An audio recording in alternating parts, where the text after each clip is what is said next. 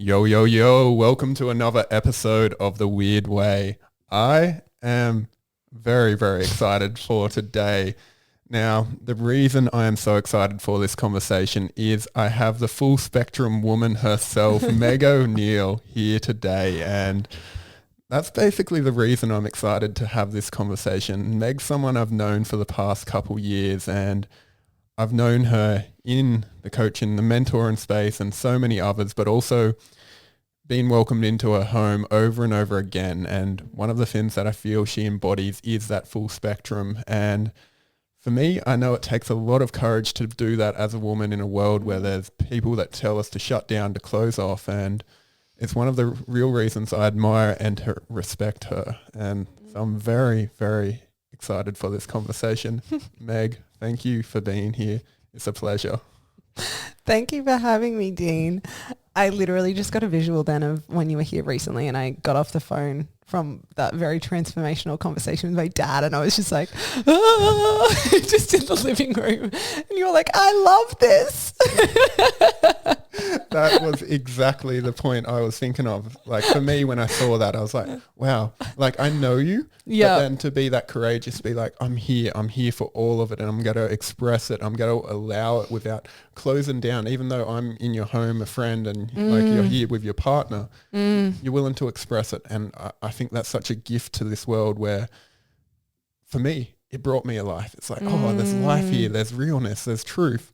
And whenever I feel that in anyone, it gives me such a deep appreciation for them. So thank you for that transmission. I love that. I don't know any other way to be anymore. That definitely has, and I'm sure we'll cover this, that definitely has not always been the case. But now, and I'm sure you feel this way in your own experience, but once you tap into the truth of you and once you know what it feels like to live liberated, there's just like no other fucking way. And that's just, and it does like, yeah, it's such a gift. I think that's the gift of the feminine too. It's like in her fullness, she feeds those around her and she feeds herself. And that's, yeah, she's fucking life-giving in her chaos and in her grief and in her emotion and in her joy and her ecstasy. It's like fucking life-giving. Yeah. And I feel, like you said, that is something you embody right now in your life, and you bring that to the world as a gift for others to receive. And like I know in that moment I received, I was like, well, like I feel alive right now. I'm coming to life with you just being your full expression. And it's something that I think a lot of people don't realize is the life-given essence of emotion, of being in the truth of who we are. And you've had a journey with this full spectrum woman, and I know it's what you offer, it's what you're all about now, and I see that in the world so deeply with you. But it's got me so curious because you said haven't always been like this, and I can't really imagine you in any other way. I haven't known you long enough. So I'm curious what happened at that point where you started down this point or path or something changed, I'm assuming, that put you on this path of becoming more true to yourself and what that took. Yeah. I feel like there's been like a few key kind of moments or like evolutions. So I was, I'm the middle child. So I was like, I feel like I've always been really sensitive. Like I used to cry every day before school up until like year 3. And I think I look back and I definitely didn't have this understanding at the time, or this wasn't really fostered, but I was just super sensitive, and I always have been really sensitive, but learnt to kind of push that down, and that was an inconvenience to other people, and it was a lot for other people. So I used to be really embarrassed about my emotions. I remember even like as a teenager, like watching movies that would make me cry and like being so embarrassed about feeling and not wanting anyone to see that it was moving me or I was crying. And I was the kind of kid and teenager that got so easily embarrassed about things, like any attention on me, or I was a real high achiever. So I felt really comfortable in the zone, in my own zones of genius. So in like sport or academics, but anytime like, I wasn't sexually active till like my late teens. So anytime anyone talked about sex, it was like, oh my God, I'd go red in the face and I'd want to just like scream and run from the conversation because it made me feel so much shame and so much discomfort. So I was always like a joyful, happy kind of kid and teenager, but in terms of like really owning the fullness of my expression, no fucking way. And especially even when I look at like my late teens and into my early 20s, like when I used to party, I never saw myself as like sexy. And I almost like always danced like this, like up and down movements. I never knew how to like be in my hips, or I'd look at another woman dancing, which I probably called at the time like slutty. And I was just like, that's not me. I'm not sexy. I'm not that. That's just like not me. And yeah, this is now a huge thing that I teach women. It's like, yeah, like whenever we look at a woman and go, that's not me, that is a part of us. Like that gets to be an indication of, oh, wow, what part of myself can I reclaim and remember and bring forth? But yeah, so it was in my, like when I turned 21, so I studied marketing and business, marketing and psychology at uni. And I always thought I'd go on and become a clinical psychologist. And then at the end of my degree, I found like health and spirituality and yoga and all of those things. And my life fucking like changed. And I was like, fuck this. I don't want to keep going at uni.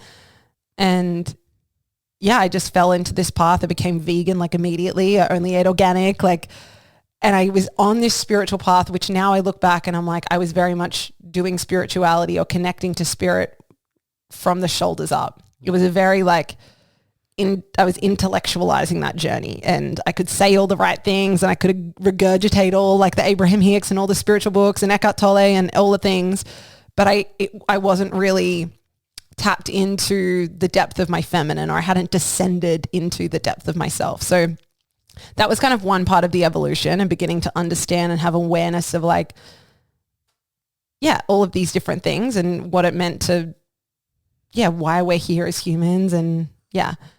And then the next part of it, as the next few years kind of went by, I found plant medicine, and that became a huge part of my life. And obviously I was with Jacob at this time too, and plant medicine became a huge part of our life. And that for me was really the ticket into my body. Like that was where it was like, oh, I could say all the things and I've read all the books, but this is what it fucking feels like. This is what it fucking feels like to be fully expressed. This is what it feels like to live in my truth. And there was one particular ceremony probably 5 years ago now where literally the medicine like took me on a journey like into my pussy and into my womb. And it was like, it was like, I guess it was a Kundalini awakening, you could say, but it was literally like the medicine began to move me. And he was like circling my hips and allowing me to see that, wow, my body can move in this way that I only thought was for other women. And wow, I'm feeling like this current of sexual energy and turn on move through my body. And that was a huge moment for me to be like, wow, I am this woman that I didn't think I was. I am this really sexually alive, you know, powerful feminine woman that I didn't realize was available to me. Yeah, so that was a huge part. And I feel like navigating emotions and feeling the full spectrum of my emotions was kind of in that as well. But yeah. It really sounds like sexuality was a massive point for you, and huge, and reclaiming that. And it's also the point that I notice in the story when you're young and you're allowing your emotions, there was some part of you that had to shut that down to create safety and belong, I'm assuming. Yeah. And find its way in the world. And it was almost at that point you went to a very logical way of being. You know, we may call that masculine, whatever it was, and there was a disconnection that occurred towards your feminine. And it was like, no, I can no longer be that. I need to be like, in the way I see the world, in a very masculine way of being. I need to achieve. I need to get things done. I need to be smart. I need to be good at sports. And there's a disownment of this sexual part of yourself, this emotional part of yourself that held so much of your life force and ability to be in this world. And there was this massive journey, and I know we've only just like touched the surface of so much of it. And like throughout that journey, as you started to reconnect to your emotions and experience your sexuality again, what shifted in your life? What began to transform as you allowed these parts to come online? I love that you said something about, I can't remember the exact words you just used, but something about like life force. Like it was when I was disowning my sexuality and when I was disconnected from my full spectrum. Like when I was only, allowing myself to fit into this little box that the world taught me was what a good girl fits into and what a good woman fits into. Actually trying to stay in that box and trying to be just that is fucking exhausting. Like actually disconnecting and suppressing parts of myself, but ourselves as women and any human, but let's just talk about women here. It's fucking exhausting to cage up and push down parts of yourself. And really when we push down parts of ourselves, we're disowning life force energy, right? We're disconnecting from parts of our power. And I often say this, like a woman that disconnects from any part of herself disconnects from her power, right? So a woman that is making any part of herself wrong is really disconnecting from the full force of her power. And it's the woman that reclaims her fullness. It's the woman that says, I can be sexually alive and I can be full of rage and I can be full of joy and I can be full of ecstasy and I can be at motherfucking all. Like that's a powerful woman because she's liberated her life force. So I would say that was a huge piece for me. It was the feeling, like the feeling of power. Like, wow. I really remember like the season of life I was in when I really began.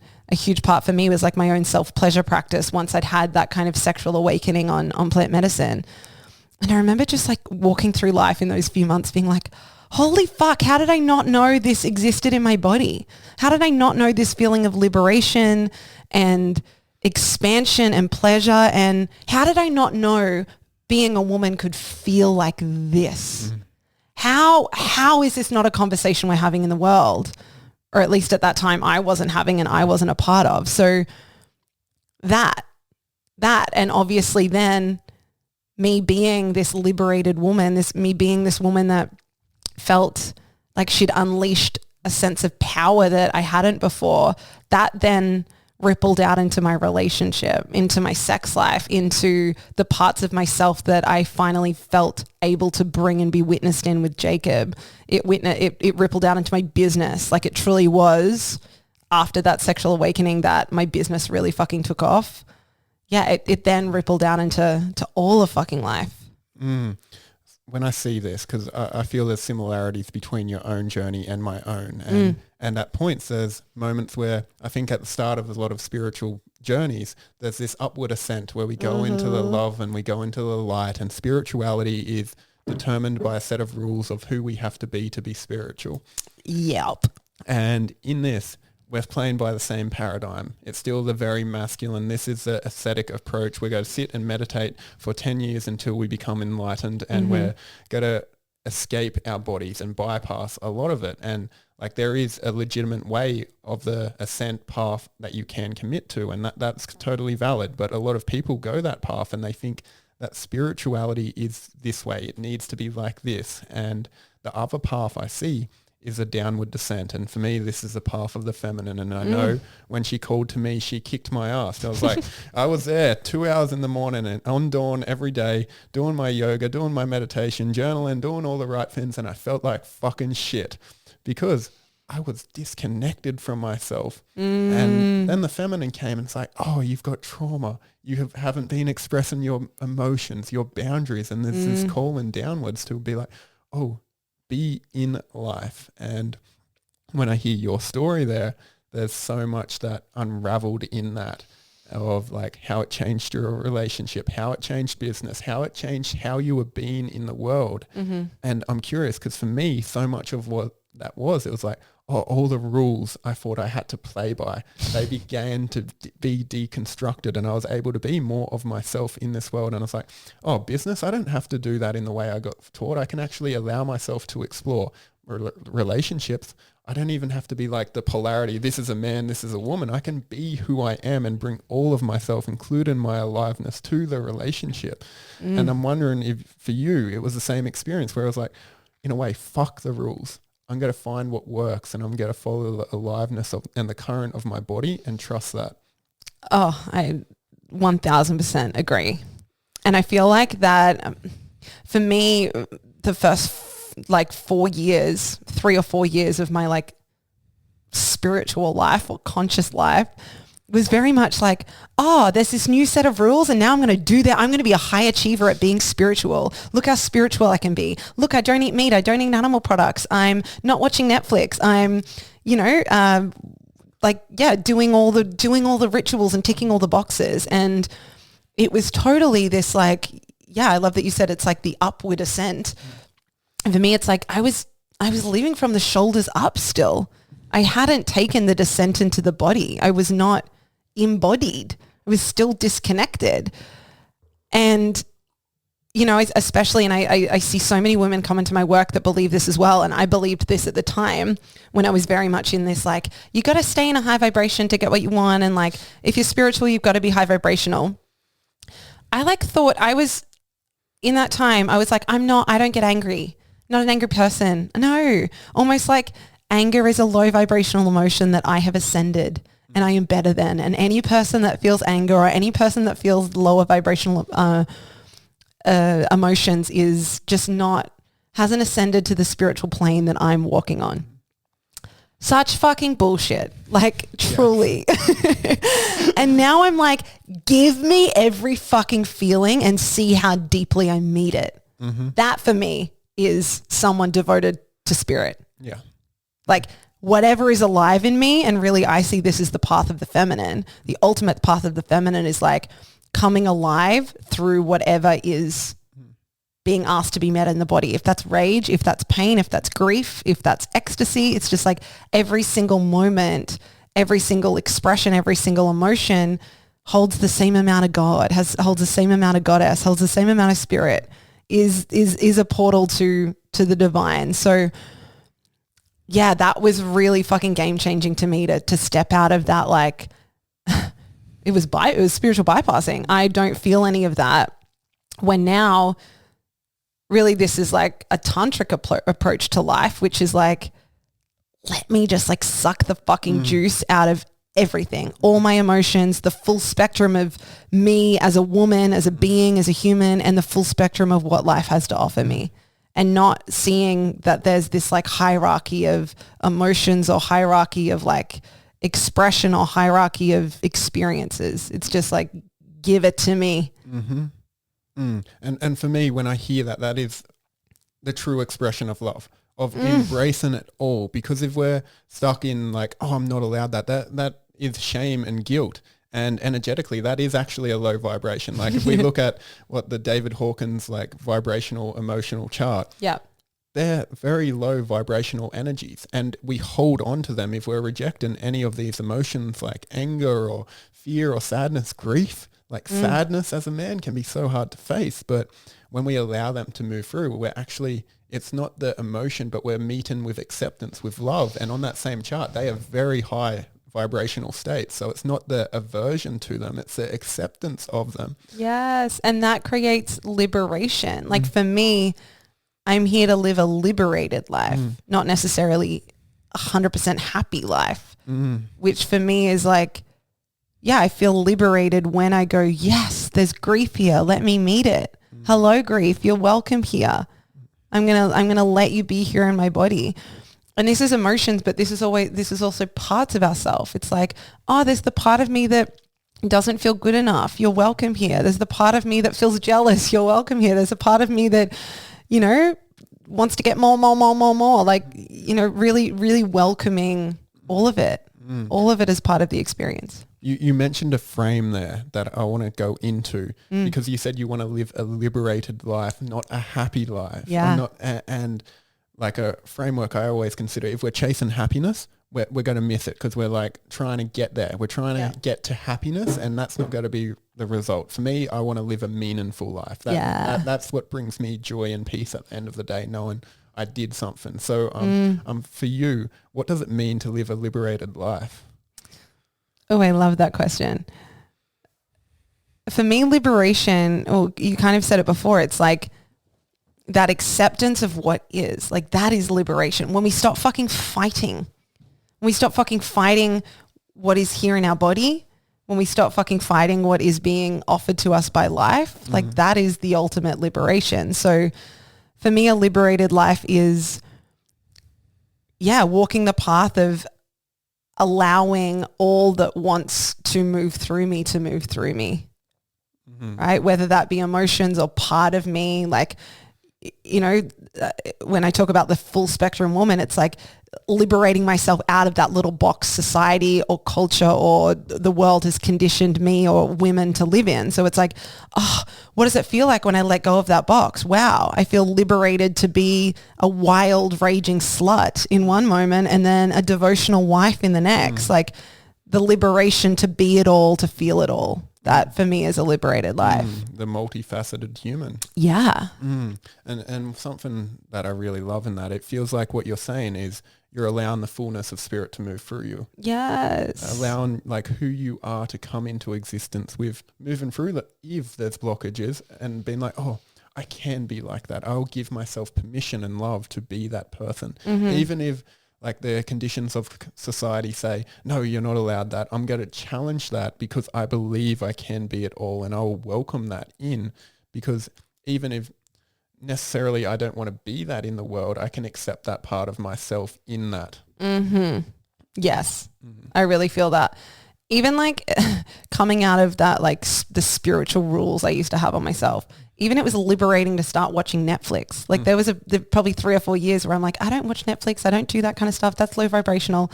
Then it's like, oh, I can be just letting myself be deeply spiritual, be a deeply, you know, devotional human walking the planet, a deeply feminine woman who also likes to binge Netflix sometimes. Like just that like liberation and freedom to be and do whatever the fuck like we're being called to be and do. When I hear that, for me, there's a like actual letting go of the ego, not the spiritual ego that I need to be this, I need to look like this, but it's like, no, I don't need to be like the boss ass businesswoman in a suit all day. I can be like really cozy in my dressing down, not get dressed all day in my bedroom watching Netflix, and that's okay too. Yes. Yes. And that's such a path to get to. I almost think we need the rules first to be able to go almost to step into a new paradigm of something and then to fucking break them. Like there's almost like a beauty to that kind of path, but yeah. I find that for me, it's the pendulum swing. I generally go one way. I'm like, oh, I'm extremely spiritual. Like for me, and there's certain points where this serves. Like for me, my journey with porn, it was something where when I started down this path, it was like, no, I'm never watching it again. I need to avert myself from that because it was destructive. It was a very unhealthy relationship I had with that. Yeah. And so I need to cut it out completely. I didn't watch it for years. Now, if I wanted to, I could watch it with no real side effects because I'm not like, oh, I need this, otherwise I'm not going to live. Totally. And I could actually create experiences with a partner or something where it allows exploration. But there's no need of that anymore. There's no part of me that is going to be trapped in that loop again if I go back to it. And there's no feeling of I want to now, but it's the freedom that comes from being like, oh, if I could watch that. So no longer am I holding it at a distance of being like, no. It's just like, oh yeah, you could come in, but I don't really need you. And so I have no energetic charge there, and it's just easier not to be a part of. And I find the same with rules. There's a lot of freedom within that. Yeah. It's like you liberated the charge on that. Yeah. Yeah. And so I'm hearing your story, and I want to jump into a little bit of a segue here because there was a conversation I wanted to jump into with you here today. And like there's been a lot of moments on your path that have initiated you and allowed you to step into something more and asked that, are you willing to be this full liberated expression and live in truth of what you want? And I know I've had Jacob on here, and I'm pretty sure we had a similar conversation. And for those listening, Jacob is Meg's partner, and they've been together how many years now? Almost 9. Almost 9. Married last year. Beautiful, beautiful wedding. I love that I got to be there and celebrate you both. It was gorgeous. And there was a moment in the path where you had to really allow the fullness of your expression and ask for what you want and speak that into the space and be willing to let go all of that if it wasn't aligned anymore. Yes. And I'm wondering if you could tell us about that experience, give some context, and also what it was like to get to a point where in that I feel you had to choose yourself first, so then you could choose the relationship. Yeah.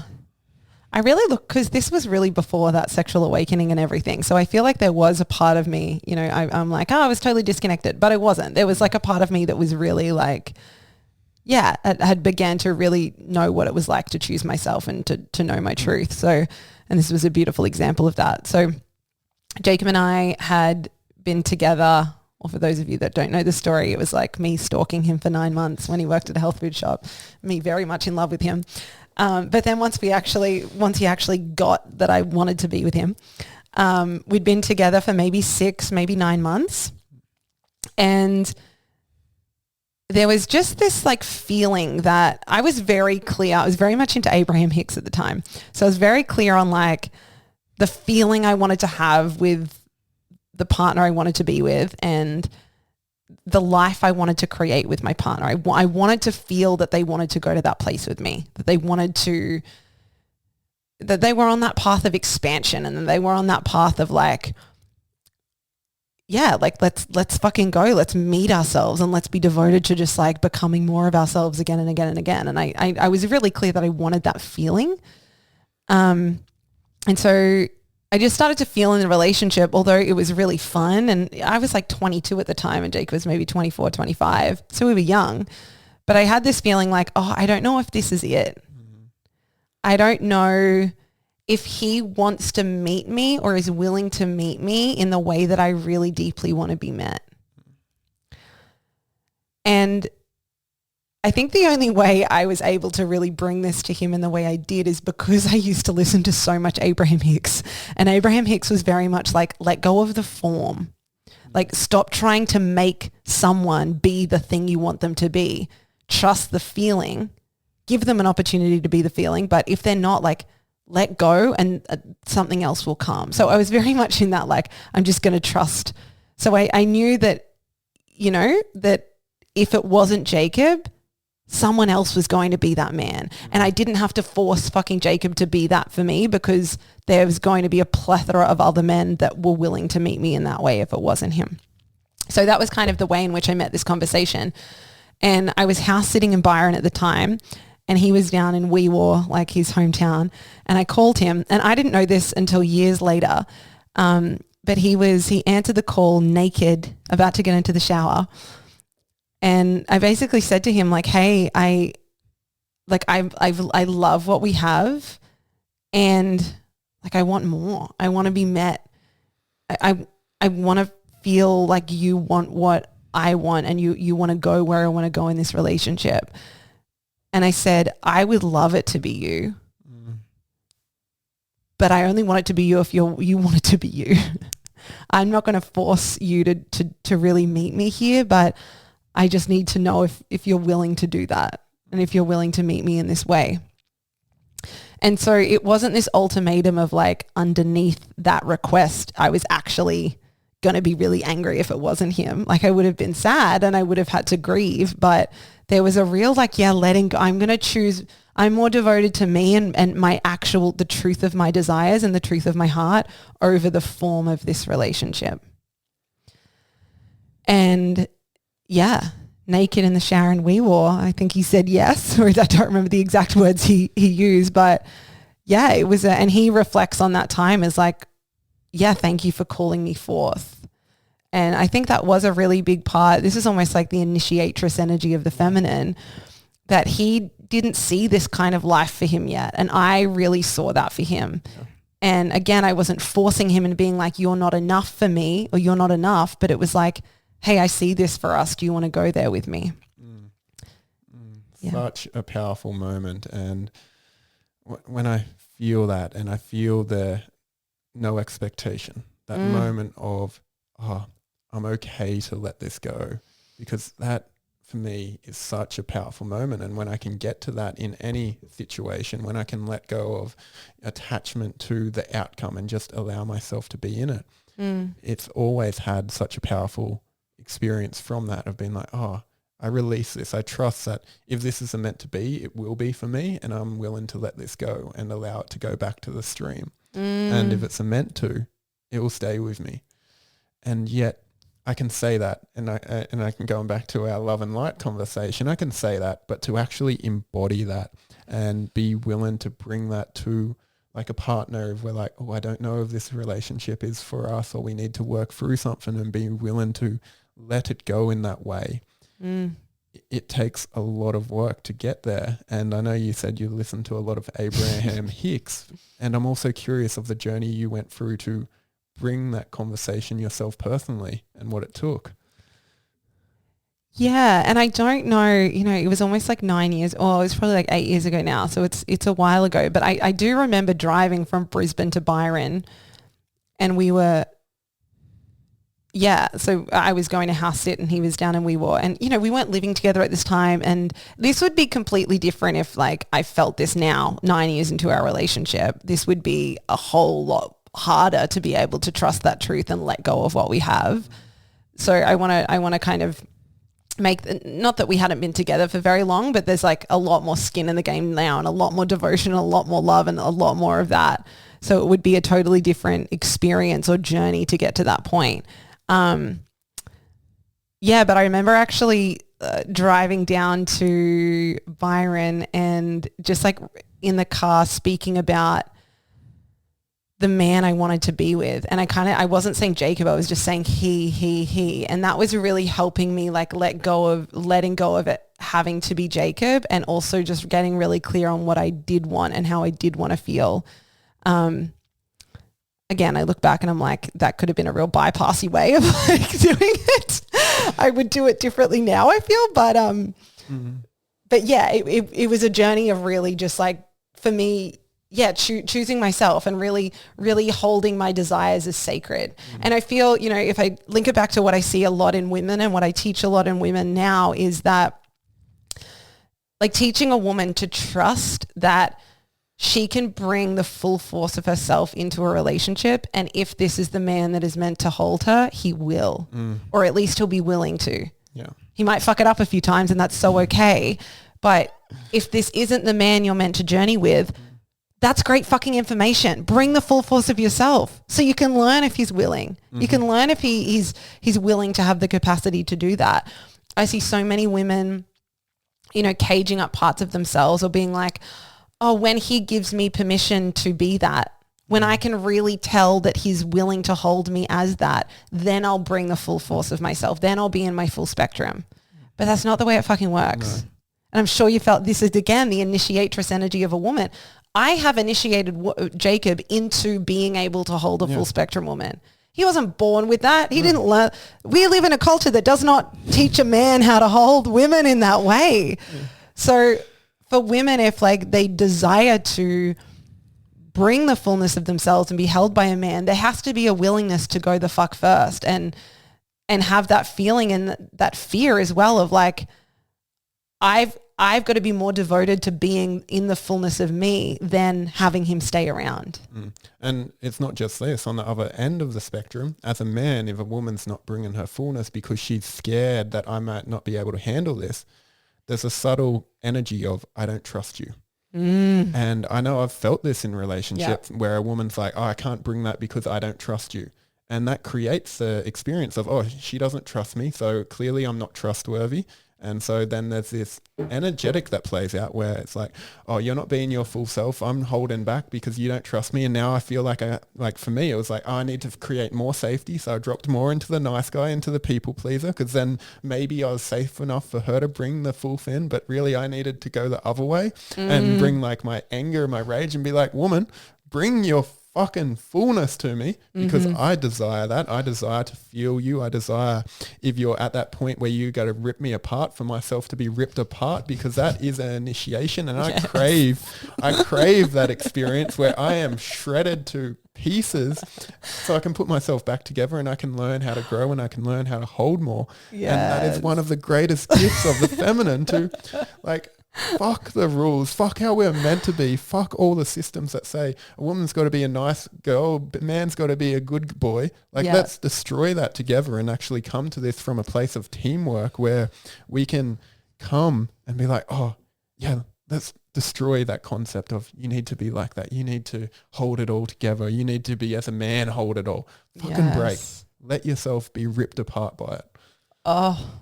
I love all that you just said and feeling your like hunger to be ripped apart by the feminine. It's one of my things. Like, it's why I love initiation, why I love ceremony, why I love the experiences I go after and seek, because I want to know who I am. And I think this is what every man truly seeks, is to know himself at his core. Yeah. And we can't do that when we have all these layers up of, I need to be this, I need to do that, I need to have this. No, we need to feel ourselves. And the feminine, well, I know she's tore many, many layers off me and been like, oh, wow, I couldn't hold her then. And that actually is humbling. When I know, when I've failed, when I have to be with myself, when I haven't been able to hold a woman. Because that is something special too. It's like, oh, I couldn't do that. Not yet. And there's a humbleness that comes to that, and a realness of being like, oh, admit where I am. Like, I will become that man, but know where I am right now. If she can do that and she's willing to wait, and that's a path I want to walk, I will walk that. But also knowing maybe I'm not there. And that's okay. I can be loved where I'm at, and I'm deserving of that. And if we're not meant to be, if that was with a partner, to let that go as well, to trust in the process. I fucking love this conversation so much. And I think this is, Jacob and I speak about this all the time. And I think sometimes when a woman is consuming a lot of polarity work, there is almost this expectation of perfection that she projects onto her man. And it's like, he needs to be the solid rock and always unwavering and always this. And that can be really damaging, because then when he's not that for you, there can be this like, well, you're not enough, you're not masculine enough. There's literally this like weaponizing of these concepts. It's like, you're not masculine enough. You know, you're like really literally attacking his manhood. And like, as long as you can feel a man's willingness, like, let that be enough, and let him fuck it up, and let him have moments of like not getting it right. And can you love him in that? Can you celebrate his willingness? And can you choose to be devoted? And this is if you are devoted to this man, and if it's, you know, meant to be in that moment, but can you be devoted to being on the journey with him as he becomes the man able to fucking hold you so powerfully? Let everyone be human. Like that's one of the things that where I have aversion to polarity teachings, because for me, it speaks to masculine, feminine energy. And this is what can be forgotten in the work. It's not a man and a woman. It's the energetics of the masculine and the feminine, and we have both, and we're allowed to be both. And I know I've tried to be the man who holds it all and be really solid so I could hold a woman, and then I feel inside myself crumbling because I'm not nourishing my feminine, because I'm not connected to myself anymore. And if I'm not holding my own feminine, how the fuck am I going to hold a woman outside of myself? Boom. And it's like, oh, we get it all. We get to be the human expression of who we are. And like you're saying, if we're devoted, if we're in that point where we know we're in this relationship and we're committed to that, and we're showing up for that, it will happen. Let go of the time frame. Let go of when we need that to happen, and just allow. Allow what's here right now, instead of being like, I need you to be my king. I need you to hold a sword up and protect me and sit on my throne, and, you know, I will be your queen and all of that. Fuck. Just be human for a second. Totally. And I'm thinking of like some of my favorite moments with Jacob, like the moments that just like crack my fucking heart open, and just where I feel the depth of awe for him and our relationship and myself is in the contrast, or after the contrast, when there's been a contraction, when I haven't felt held, or when I've felt like I've been too mothering of him or too emasculate, like those moments, when we learn to lean into those moments and offer love in those moments rather than making our partner feel like they're not enough, when we really shift and learn how to meet those moments with love, oh my gosh, it's such a fucking gift. Jacob and I say like conflict gets to be a portal to deeper connection. Like any moments of contraction get to be the doorway to feeling a deeper sense of intimacy and partnership. So that is only possible when we release the idea that our partner has to be perfect and release those expectations. And I'd love your view on this, because I see partnership is we come together like, yes, we need to be healed a certain level before we can fully engage in partnership. Yeah. And also we come to partnership to heal. And when we're, of course, like we're far from perfect. And when we come to it, like I know if I contract, if I drop into my little boy, there's a reason that's coming up, because there's a part of me that still hasn't felt the love that's needed to fully heal. And like when we're in relationship, if them parts are getting shamed, shut down, of course they're going to get more shut down, but they're going to become more expressive in the relationship, because they're like, oh, you're ignoring me. I need to be louder. So now you can love me. So now you can meet me. And it doesn't happen because now you're getting more shame. So they come out sideways more and more. And now you got a little boy instead of a man because he's just been emasculated. Yeah. And to actually be like, oh, I just want some love. I love this that you brought up, the healing aspect, because I think it's so often spoken about like, yeah, we come into a relationship and then our partner shows us the unhealed parts of ourselves and then we can go heal them. But I actually think partnership also offers an opportunity for, when Jacob's little boy comes up, I get to show him how deserving that little boy is of love. I'm not like, your little boy's here, go deal with it. It's like, your little boy's here, like, hi. Yeah. Like, I love him too. He's so welcome here. And they might not be the words, but it's like that transmission of like, he's allowed to be here. I'm not going to make you feel wrong for bringing him out. I'm not going to make you feel wrong for feeling ashamed or whatever it might be. So, and I think if we are wanting to experience the depth of devotion in partnership, we really need to own that sacred role of, I'm here to help my partner heal. And I'm here to show my partner that the parts of themselves that they don't think are deserving of love yet, I'm here to hold take a stand for those parts and be like, they deserve love, and I'm going to shine my love on those parts.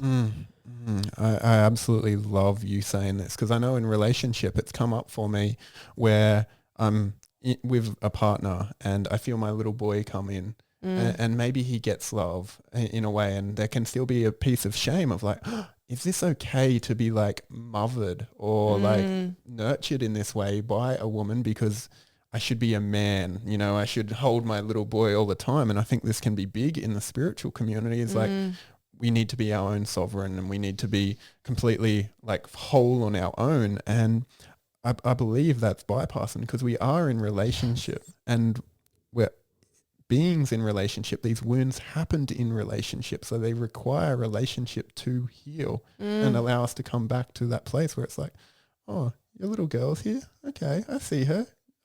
She can be loved here, and that's okay. And like what you're saying, to almost step into the role of the mother and father, not to like do it overly or like save the person, but to allow that space for that to come in, to allow healing.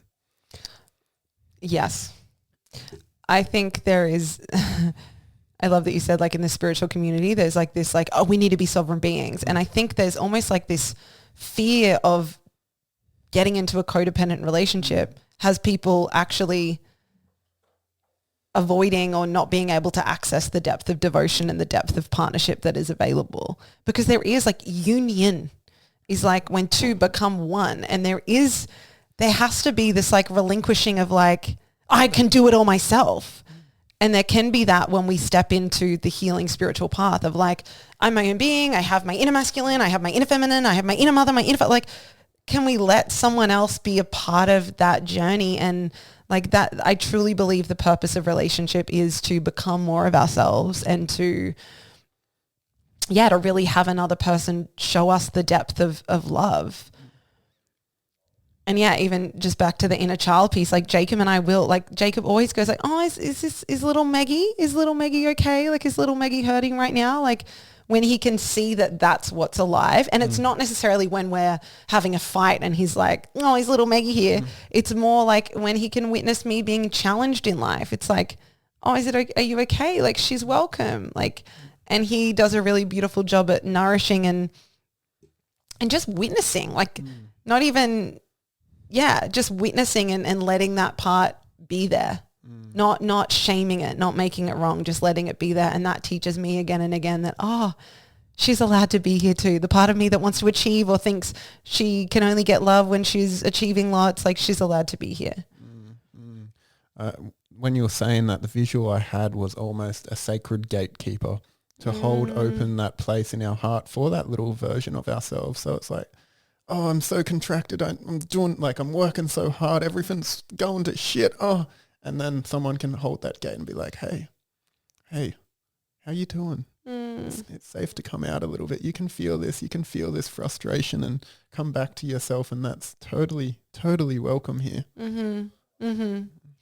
And I feel this is just a note. I feel like for women, and I say this because I work with so many women, but I feel like it is when a woman learns to love her man's little boy and like those wounded parts of him, that's actually the gateway to experiencing the depth of his power and the depth of his presence and everything she desires from him. Where I feel like women sometimes think anytime that little boy comes up, or the in quotation marks weaker parts of him come up, or when he's forgotten his power, I've got to make sure he knows that that's the version of him I don't want. And that's the version of him that's not enough. And that's the version of him that's not masculine. But that actually just holds a man in that holds a man in shame, that holds a man feeling disconnected from his power. Like our job, if we are women that love men, is to again and again, like, you hold that fucking torch for them and be like, you're a powerful man. You've got this. I see you in your power. It's okay. You're feeling this way right now, but I know you're a powerful fucking man. You've got this. I absolutely love this point because I completely agree. I've known in relationship when I've felt held in like my little boy because that's all they see me as, and it's like, oh, I feel trapped and I don't know how to get out. And then the overarching mother comes in and control and mother and all of that. Yeah. And there's so much power when a woman is able to just witness and hold that flame, hold that pillar of being like, I see you. I see what you're capable of. And I feel like that is a big, big journey for a woman to go on and actually get to a point where she can hold that for a man. And I know that's a lot of what your work is about. So I'm curious how a woman gets to a point where, you know, she can hold that for a man and be willing to see him like that, even when he's in his little boy or if he's contracted. I think the biggest thing is like feeling, for a woman, it's like, can you feel how much you yearn to experience his power? Like, and can you let yourself feel how much you desire that? And then realizing that if that is the depth of your desire, to feel your man in his power, the only way there is to reflect that to him again and again and again and again and again. You will never, like ever inspire a man into the depth of his power by emasculating him or making him feel not good enough or pointing out again and again and again when he's failed you or when he's not in his power. So I feel like when a woman, and I just think that's just not, women don't realize that. Women think that the only tool they have when they want to feel their partner more is to emasculate, or it can be so subconscious. And I really see, like, I think this is so much through media and like TV shows that we grew up with. It's just like the woman having the man by the balls and emasculating him and making him feel small. And that we're just conditioned as women. If like our man shows an ounce of weakness, it's like, then that's the way we treat them. And I think this is really just like a remembering in our culture of how do we hold men in their highest? How do we be allies for our men where we really find the part of us that can hold them in their power? And I would say to women, if you can't hold your man in his power, if you're sitting there being like, well, he's not powerful and I can't, get out of the relationship. Like, what are you doing? And also that's such a disservice to him. Yeah. He deserves a woman that's willing to find his power, willing to hold him in his power, willing to reflect that back to him, willing to see him in his greatness and his potential greatness.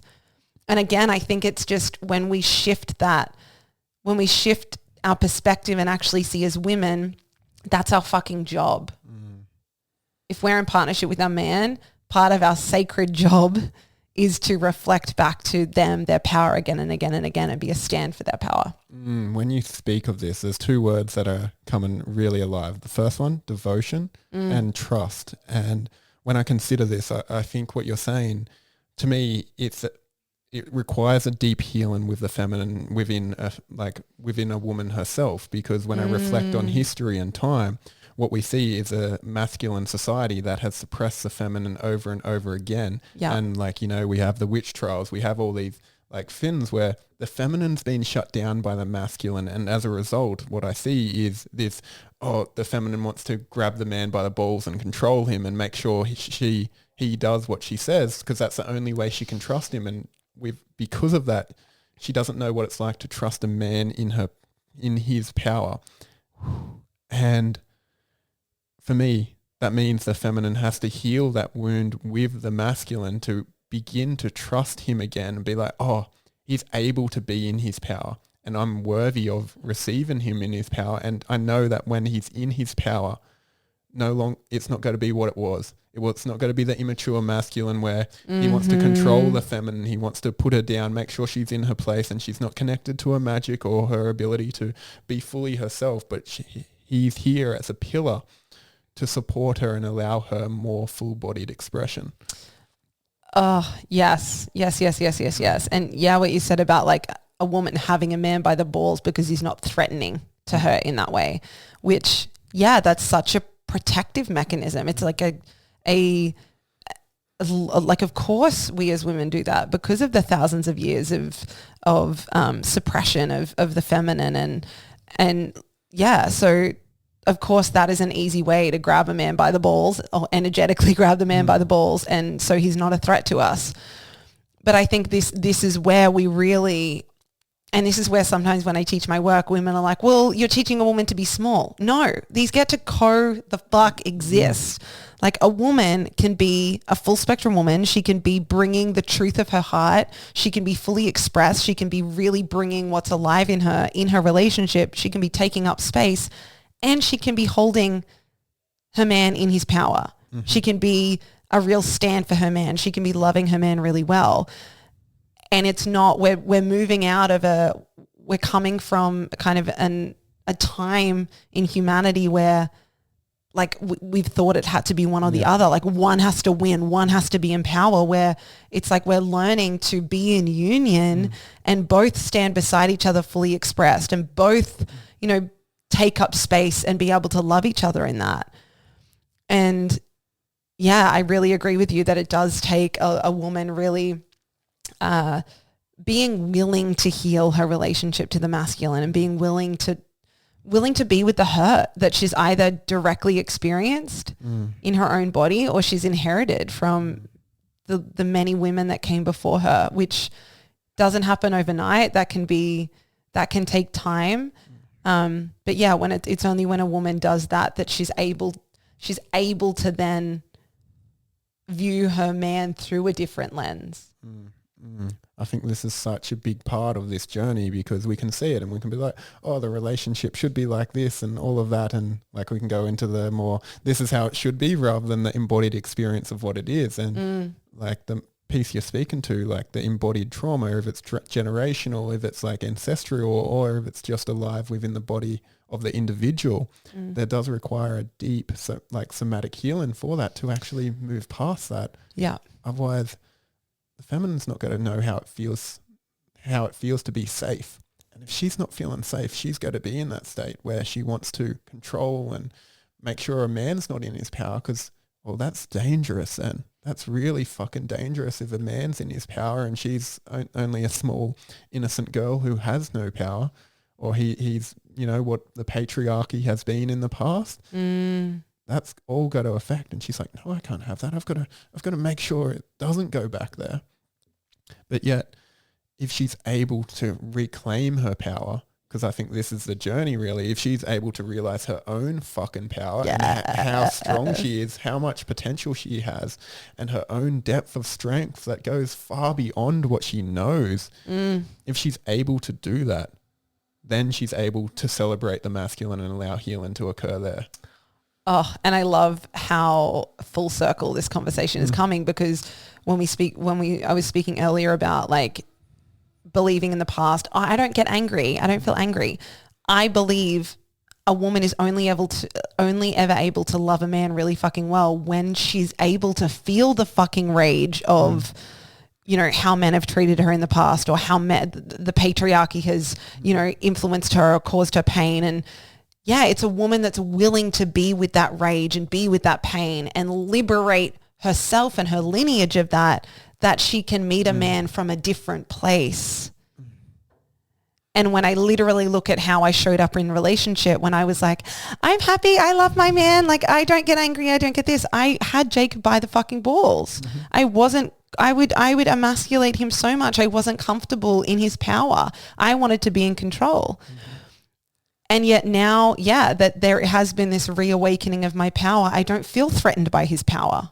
I'm turned the fuck on by his power. And I'm letting his power complement my power. Yeah, so I probably hadn't even seen it in that way. Like the way you just described all of that was just like, yeah, so fucking good. And I'm like, now when I see you both, you're both in your power, and this is something that I find so admirable and fucking admire the shit out of for you both, is that like you're both here, you're leading, you're doing work side by side, and you're creating some really, really beautiful things. But I don't see that, oh, I've got to please this or I've got to do that. And I'm sure it may happen at times and all of that. But in your essence, you're true to yourself. And like for me, this is the energy of like the full spectrum woman, where it's like, hey, I'm fucking here for all of it. And I know I can be loved in all of it. I know I can be met in all of it. And I'm here to bring myself to the world. And that's the greatest gift I can bring. Yeah. I always say, in my work, like I encourage women to trust their truth as an asset to their relationship rather than a liability.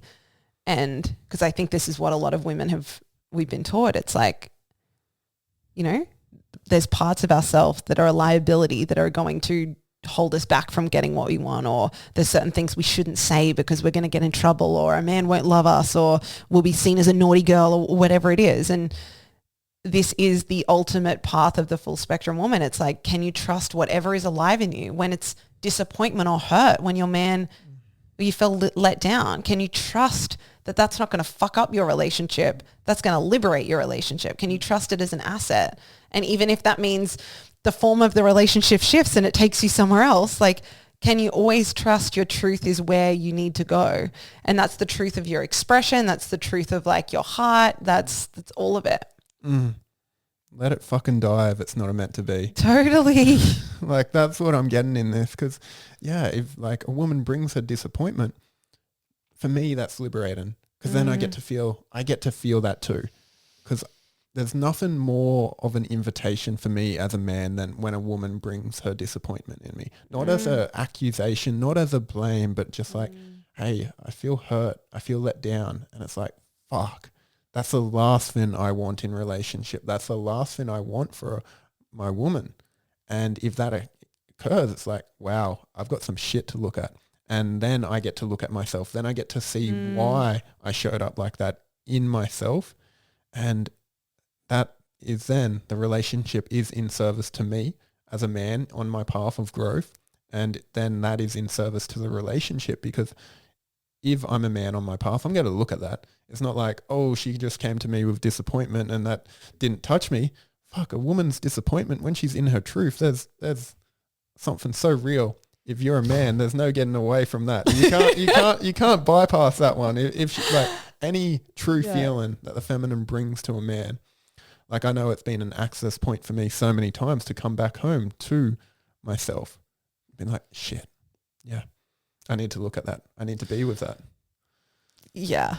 I fucking love that so much. And just like celebrating you for being able to hold a woman in that way and like use a woman's, like receive the truth of a woman's heart in that way, because I know that that takes time for a man to really meet a woman in that way. But I love when you said that too around like, you know, that's not a woman coming and like, I call it like throwing grenades, like having the walls of her heart up and almost like hiding. She doesn't want to be vulnerable. And it's just like, you did this, you did this, you did this. Like that's not the way to inspire a man into like, oh, wow, yes, you're disappointed. It's like the truth must come from a place of ownership, but from a place of vulnerability, right? Like that wouldn't touch you if a woman was coming and just projecting and blaming. It only touches your heart when she lets you in and lets you feel her. Yeah. And that's the greatest gift, to actually be allowed to let in and feel her openness. It allows openness within myself. Mm-hmm.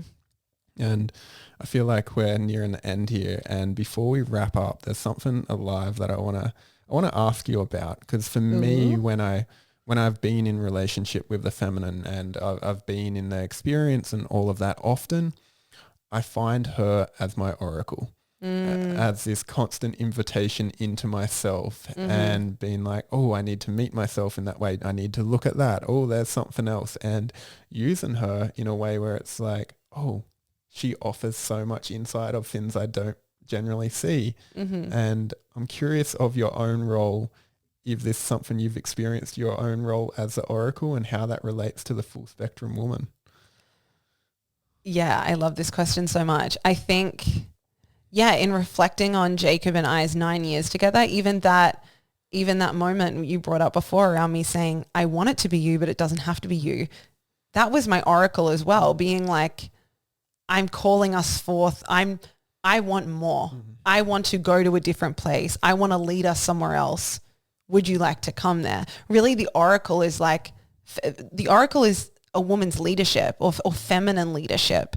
And this is, again, that there's some parts of polarity work that I really fucking love, but I just don't like when people take it in a really surface level way, which then believes that only the masculine can lead and only the masculine have leadership qualities. Like, when a woman owns the depth of her feminine leadership, she does become this oracle, and she can lead her man, but more importantly, the relationship into a deeper place. And I truly believe the evolution of a relationship is usually because of the feminine's like oracular nature and like her leadership. So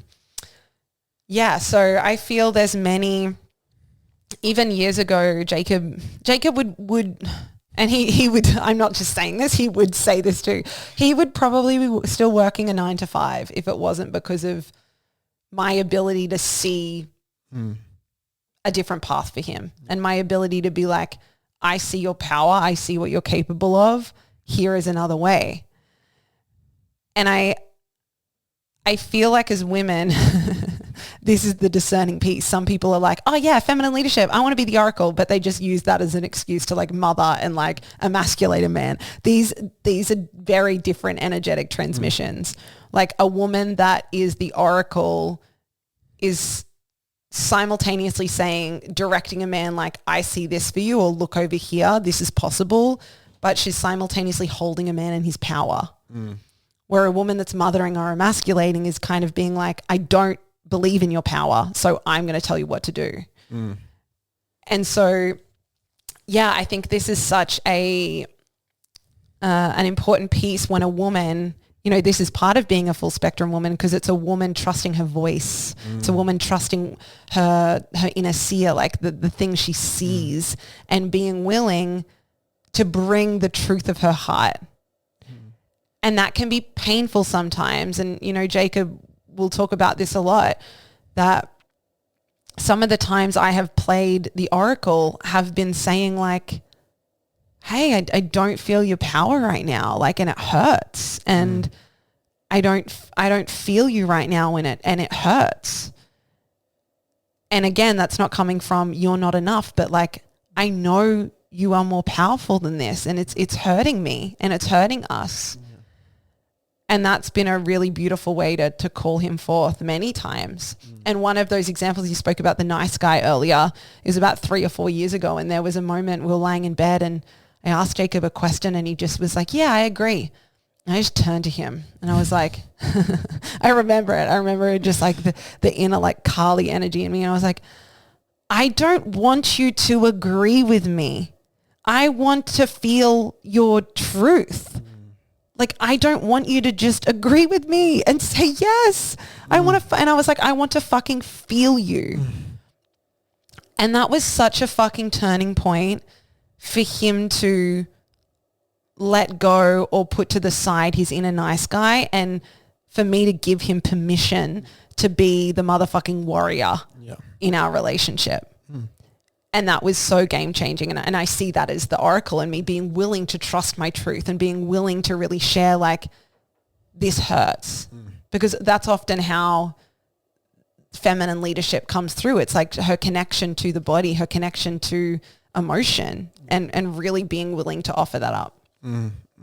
There's something so powerful in that, because I do believe as men, we wait for that permission. We want that permission to be like, we want to be the fucking warriors waving our swords around. We want to bring our ferocity, our wildness, and it can be scary because most of us haven't learned how to trust ourselves, not that nature of ourselves, to have that permission of being like, oh, I'm fucking hurting this woman by not being that. That changes the game, because it's like, well, I'm already doing the worst thing possible. So I need to step into this. I need to lean in. I need to be willing. And I really love this aspect of the oracle and what you're speaking to, of being the guiding force for a relationship. Like, when I feel into myself and I think of my journey, like, my own inner feminine has always guided me. When I'm in relationship, that is often projected onto my partner. It's a more direct correlation. But the feminine, I find, over and over initiates, because she's like, I want to see what life is about. I don't want this fucking structure where I'm stuck in a box. I want to see what else is possible. I want to see if there's more than this. I want to see if I can create this, destroy this. I want to see what else there is. And she is such a permission.